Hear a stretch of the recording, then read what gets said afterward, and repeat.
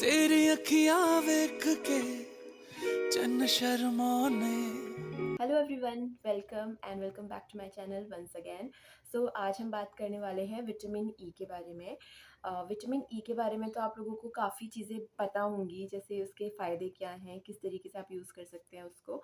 उन्हीं को मैं थोड़ा सा ब्रीफली आप लोगों के साथ में शेयर करूँगी।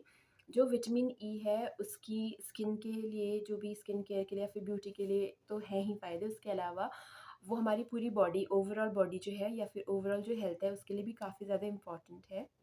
अगर हम सिस्टम वाइज़ बात करें तो जो विटामिन ई है वो हमारी रिप्रोडक्टिव हेल्थ के लिए बहुत ज़्यादा इंपॉर्टेंट है। अगर हम बात करें कि जैसे फीमेल्स में हमारी ओव्यूलेशन या फिर जो हमारी मेंस्ट्रुअल साइकिल है उसको अच्छी तरीके से रेगुलेट करने के लिए भी विटामिन ई बहुत ज़्यादा हेल्पफुल है। और जो मेल्स होते हैं उनमें भी जो स्पर्मेटोजेनेसिस वाली प्रोसेस होती है उसके लिए विटामिन ई का काफ़ी अच्छा रोल है। उसके अलावा अगर हम लोग पूरे सिस्टम में बात करें तो हमारी इम्यूनिटी को बिल्ड करने के लिए, बूस्ट करने के लिए भी विटामिन ई का काफ़ी अच्छा रोल है। काफ़ी इन्फेक्शंस वगैरह को कंट्रोल करने के लिए भी विटामिन ई हेल्पफुल है। उसके अलावा अगर हम बात करते हैं अपनी लाइक हार्ट हेल्थ की, तो हार्ट हेल्थ के लिए भी विटामिन ई का बहुत अच्छा रोल है। बट अगर मेजरली हम बात करें विटामिन ई, जैसे हर जो विटामिन्स होते हैं उसको हम लोग कैटेगराइज करते हैं किसी किसी पर्टिकुलर चीज़ के लिए। जैसे अगर हम विटामिन सी की बात करते हैं तो वो प्रॉपर लाइक स्पेशली उसका काम होता है हमारी इम्यूनिटी को बूस्ट करना या फिर हमारे स्किन में कोलेजन को प्रोडक्शन करने का उसका काम रहता है। वैसे ही अगर हम विटामिन डी की बात करें तो हमारी बोन हेल्थ वगैरह के लिए उसका इम्पॉर्टेंट रोल है।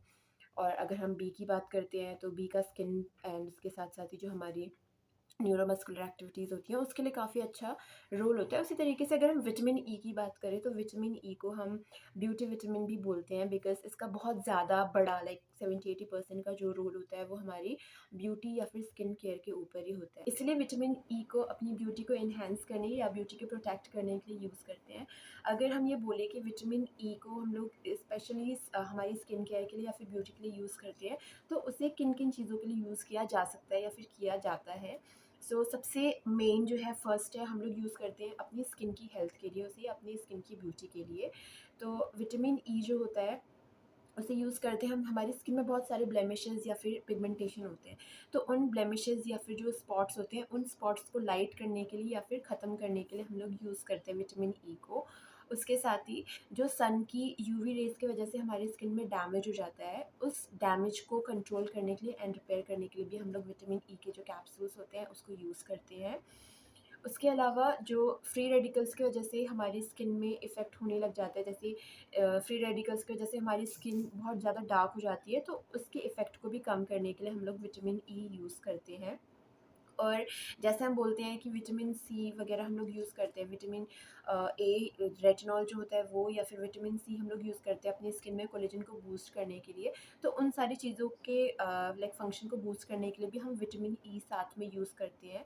ये हो गया हमारा स्किन का। उसके साथ ही अगर आपकी स्किन ड्राई है तो उस ड्राई स्किन में को हाइड्रेशन प्रोवाइड करने के लिए या फिर मॉइस्चर प्रोवाइड करने के लिए भी हम लोग विटामिन ई यूज़ करते हैं। बिकॉज़ विटामिन ई जो होता है उसकी कंसिस्टेंसी ऑयली होती है, तो ऑयली होने की वजह से ये आपकी स्किन के अंदर जो मॉइस्चर होता है उसे रिटेन करता है और ड्राई स्किन को नरिश करता है एंड मॉइस्ट रखता है। दूसरा, अगर हम लोग बात करते हैं हेयर्स की, तो हेयर्स में जो विटामिन ई होता है, विटामिन ई की वजह से जो ड्राई हेयर्स होते हैं उसको नरिशमेंट मिलता है, फर्स्ट चीज़। दूसरा, अगर आपकी हेयर जो है डल है और ऐसा लगता है कि उसमें बिल्कुल भी जान नहीं है, तो उस हेयर्स में हाइड्रेशन प्रोवाइड करने का काम करता है, न्यूट्रिशन प्रोवाइड करता है। अगर आपकी जो हेयर्स हैं स्प्लिट एंड्स उसमें है तो स्प्लिट एंड्स को भी ठीक करता है। और अगर आपकी जो हेयर है, हेयर की ग्रोथ नहीं हो रही है, तो विटामिन ई जो होता है उसे एक्स्ट्रा ग्रोथ प्रोवाइड करता है। जैसे हम लोग यूज़ करते हैं हेयर्स के लिए कोकोनट ऑयल या फिर आमंड ऑयल, वो इसीलिए यूज़ करते हैं बिकॉज़ उसमें बहुत ज़्यादा अमाउंट में विटामिन ई होता है, जो बाकी के ऑयल के कंपैरिजन में आपकी हेयर की ग्रोथ को, और अगर हम लोग डेंसिटी की बात करें या वॉल्यूम की बात करें तो उसको इंक्रीज़ करता है। तो इसीलिए भी हम लोग विटामिन ई यूज़ करते हैं। उसके अलावा अगर हम बात करें तो नेल्स के लिए भी इसको यूज़ किया जाता है। जो विटामिन ई होता है ये हमारी जो नेल्स होती है उसकी ग्रोथ को भी इंक्रीज़ करता है, उसके साथ साथ उसकी स्ट्रेंथ को भी इंक्रीज़ करता है। पता चल गया कि विटामिन ई के क्या-क्या फ़ायदे हैं, तो आपको ये भी पता होना चाहिए कि विटामिन ई किससे यूज़ नहीं करना चाहिए। अगर आपकी स्किन बहुत ज़्यादा ऑयली है या फिर एक्ने प्रोन स्किन है तो आपने विटामिन ई नहीं यूज़ करना चाहिए। क्योंकि जैसे मैंने बताया कि जो विटामिन ई होता है वो हमारी स्किन को मॉइस्चर प्रोवाइड करता है, और इसका जो टेक्सचर होता है ये थोड़ा ऑयली होता है या फिर थोड़ा डेंस होता है। तो अगर आपकी स्किन पहले से ऑयली है तो इसके लगाने की वजह से जो ऑयल है वो और ज़्यादा इंक्रीज़ होगा, जिसकी वजह से एक्ने वगैरह होने के ज़्यादा चांसेस रहते हैं। उसके अलावा अगर आपकी स्किन सेंसिटिव है बहुत ज़्यादा, तो इसीलिए भी आपको नहीं यूज़ करना चाहिए। बट फिर भी इन केस अगर आप चाहते हैं कि आप ट्राई करें उसे, तो आप पैच टेस्ट कर सकते हैं पहले। पैच टेस्ट कैसे करना है वो मैं एक वीडियो में आप लोगों को बता दूंगी। आप उस तरीके उसको यूज़ करके पैच टेस्ट कर सकते हैं, और अगर आपको उससे कोई लाइक कुछ भी इफ़ेक्ट नहीं हो रहा है नेगेटिव वाला, तो आप फिर से कंटिन्यू कर सकते हैं। विटामिन ई आप हर रोज़ भी यूज़ कर सकते हैं, एंड अगर आपको ज़्यादा टाइम नहीं मिलता है तो वीक में आप 2 टाइम्स भी यूज़ कर सकते हैं। अगर आपकी ड्राई स्किन है तो आप हर रोज़ भी यूज़ कर सकते हो इसको, लेकिन अगर आपकी स्किन थोड़ा ऑयली है तो आप वीक में 1 टाइम से 2 टाइम्स भी यूज़ कर सकते हैं। मैं आप लोगों को सजेस्ट करूँगी कि विटामिन सी सिर्फ अप्लाई करने या खाने की जगह अगर आप नेचुरल सोर्सेज लो विटामिन ई के, तो वो ज़्यादा फ़ायदेमंद होगा आपके लिए। जो विटामिन ई है वो बहुत सारे जो आपके ड्राई फ्रूट्स होते हैं, नट्स होते हैं, जैसे आमंड्स है आपका, या फिर वॉलनट्स है, और जो ड्राई फ्रूट्स होते हैं हमारे जैसे रेजिन्स वगैरह, इन सारी चीज़ों में मिल जाता है आपको। तो अगर आप नेचुरल सोर्सेज में लोगे एंड देन फिर टॉपिकली भी अप्लाई करोगे तो उसका ज़्यादा फ़ायदा होगा आप लोगों को। एंड ई की कैप्सूल्स आपको बहुत फॉर्म्स में मिल जाती है, महंगी भी मिलती है और काफ़ी अफोर्डेबल प्राइस में भी मिलती है आपको। ये एक है, ये बहुत ही अफोर्डेबल प्राइस में मिलती है, एवियन के नाम से आएगी। इसका जो एक स्ट्रिप होता है वो आपको अबाउट 78 या 80 रुपीज़ में पड़ जाएगा। इसमें आपके 10 या 10 टू 15 ये कैप्सूल्स होते हैं, तो आपको 1 कैप्सूल पड़ जाएगा ऐसे ही 3 टू 5 रुपीज़ में कैप्सूल पड़ जाता है।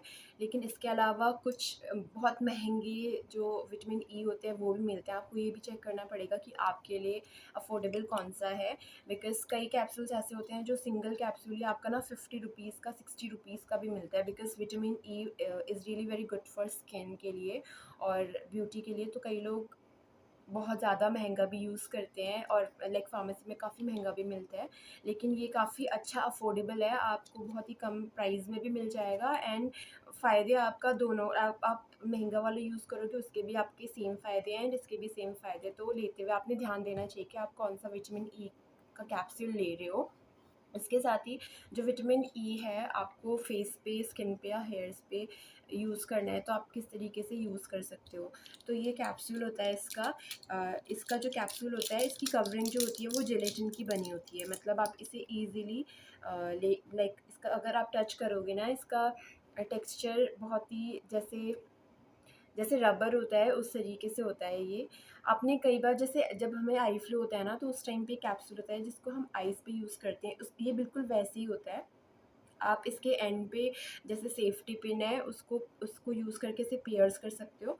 अगर आप स्किन के लिए यूज़ कर रहे हो तो मैं सजेस्ट करूँगी कि आप इसको सिर्फ नाइट के टाइम पे यूज़ करो, बिकॉज़ डे के टाइम पे आप यूज़ करोगे तो क्योंकि इसका टेक्सचर थोड़ा-सा ऑयली होता है एंड डे के टाइम पे क्या होता है कि सन बहुत ज़्यादा होता है तो थोड़ी-सी स्वेट स्वेट वगैरह ऑलरेडी हो रहा होता है, हमारी स्किन पहले से ऑयली होती है।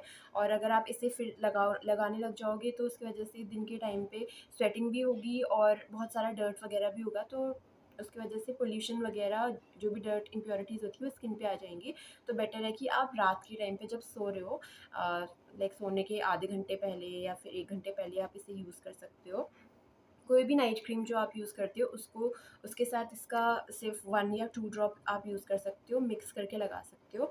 मैं भी आपको बताती हूँ कैसे। फेस वॉश करने के बाद आप कोई भी टोनर या फिर जैसे गुलाब जल है वो यूज़ कर सकते हैं।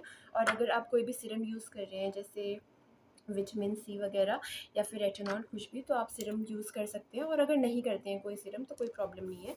मैं विटामिन सी यूज़ करती हूँ इसीलिए मैं पहले वो यूज़ कर रही हूँ।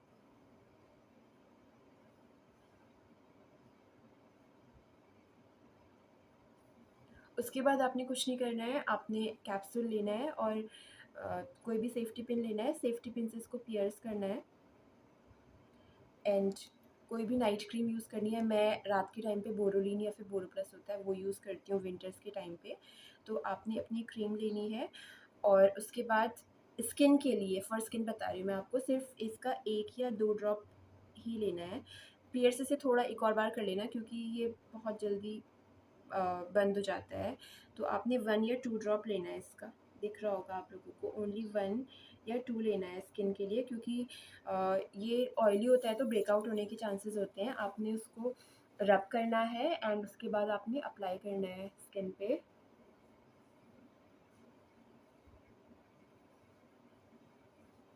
एंड मसाज करना है।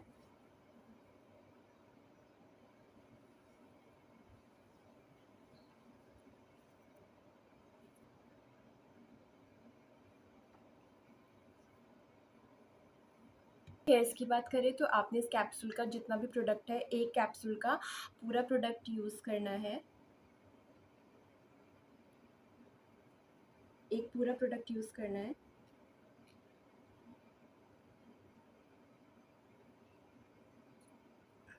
एंड जो भी ऑयल आप यूज़ करते हो, मैं अभी कोकोनट ऑयल यूज़ कर रही हूँ, वो ऑयल आपने लेना है एंड दोनों को मिक्स करने के बाद अच्छी तरीके से जो रूट्स हैं आपके उस पर लगाना है और मसाज करना है अच्छी तरीके से।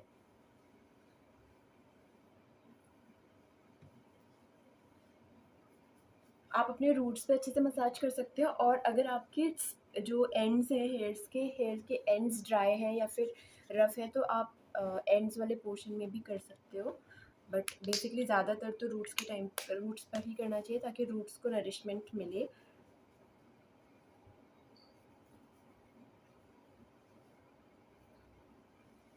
नेल्स के लिए यूज़ करने के लिए आप जो विटामिन ई का कैप्सूल है उसका जो प्रोडक्ट है उसको निकाल करके जो हमारी ये क्यूटिकल्स होते हैं इन क्यूटिकल्स पे रब करो, बिकॉज़ जो हमारी नेल होते हैं, नेल्स को सबसे ज़्यादा जो स्ट्रेंथ मिलती है वो क्यूटिकल्स से ही मिलती है।